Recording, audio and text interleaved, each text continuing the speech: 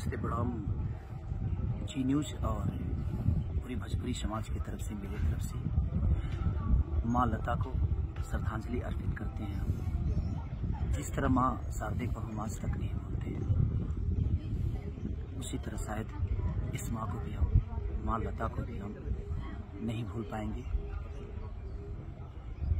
दुख तो है क्योंकि उनका शरीर गया है, हम उनको नहीं खोए, बस उनके शरीर को खोए।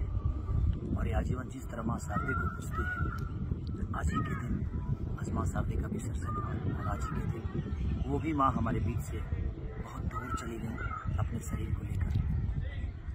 लेकिन मुझे लगता है कि सिर्फ शरीर ही है उनका, उनके गाए हुए नगमे, उनसे जो हम लोगों ने सीखा है, ये धरती जब तक रहेगी तब तक वो हमारे बीच में घुसता रहेगा, उनकी यादें हमारे बीच में हमेशा रहेगी।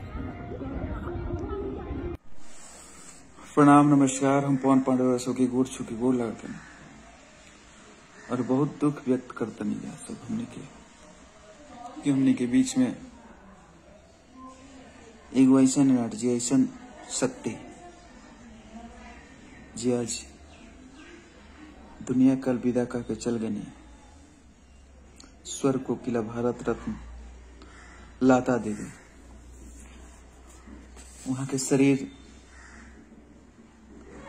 हमने के बीच से गल, आत्मा वहां के प्रेरणा, वहां के जन शक्ति बा हम सभी के बीच में बा। और पूरा भारतवर्ष ही ना, ये जे भी धरती पर संगीत के प्रेमी बा, रुआ के नहीं भूल सकत। चूँकि रुआ एगो ऐसा शक्ति रहनी है जेकरा आराधना से एगो नया ऊर्जा, नया पॉजिटिव एनर्जी, पॉजिटिव थिंकिंग मिलत रहा। और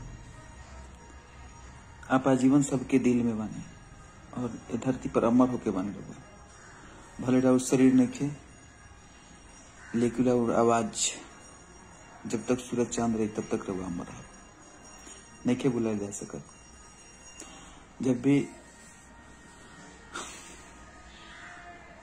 कोनो भी देशभक्ति आयोजन कर लेला तो मैं मेरे वतन के लोगों गाना, वो हर दिल की झकझोर दिल और वॉइस